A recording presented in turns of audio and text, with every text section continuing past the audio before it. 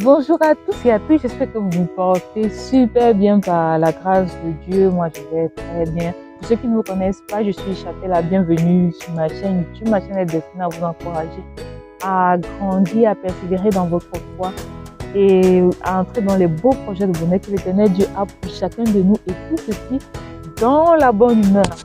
Aujourd'hui, j'ai prévu de vous parler d'astrologie, de tarot, de Lise Diseur, de Bonaventure et tout ça, en fait. Pourquoi j'en parle? Parce que on constate que c'est vrai, avant de donner notre vie à sort du monde où on a parfois eu à avoir certaines habitudes qui, après avoir donné notre vie à Christ, n'est plus cohérente avec notre foi. Mais parfois, comme le Seigneur le dit aussi, mon peuple périt faute de connaissance, parfois parce qu'on n'est pas encore dans nos méditations tombé dans le verset qui dit ci, qui dit ça.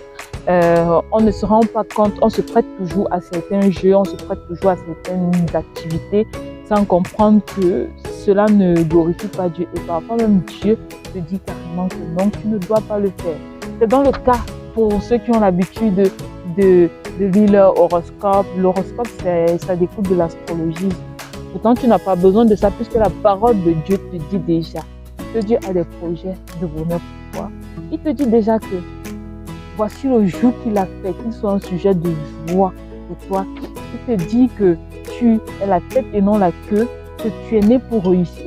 En fait, donc pourquoi encore vouloir aller chercher les devins et tout ça pour nous le dire? Et donc pour cela, je vais m'appuyer sur le verset de Deutéronome 18, 10 à 11. Là, il dit qu'on ne trouve chez toi personne qui fasse passer son fils ou sa fille par le feu, personne qui exerce le métier de devin, d'astrologue, d'augure, de magicien, d'enchanteur, qui consulte ceux qui invoquent les esprits ou disent la bonne aventure, personne qui interroge les morts. Donc le Seigneur nous fait bien comprendre que lui, c'est sur lui qu'on doit se focaliser. On dit que Dieu parle tantôt d'une manière, tantôt d'une autre, mais on ne nie pas de point garde. Mais il y a aussi des gens qui nous parlent de choses de nos vies, en fait, qui n'est pas en fait Dieu qui nous parle. S'il y a bien un principe lorsque Dieu nous parle, c'est que ce qu'il nous dit est toujours cohérent avec sa parole. Donc s'il nous dit qu'il ne veut pas qu'on écoute le message des astrologues, c'est une manière aussi de nous dire que, c'est une manière pour nous de comprendre que même si on a l'habitude de regarder l'horoscope et que ça nous dit toujours ce qui est vrai, quand ça dit ça, après la journée se passe comme ça, comprendre que non, Dieu te dit de ne pas le faire. Donc c'est un peu ça, et je veux aussi attirer l'attention de tout un chacun parce que en général, même dans certaines activités, quand on organise certaines cérémonies, que ce soit avec des collègues, des amis et tout ça, parfois il y a des jeux comme ça.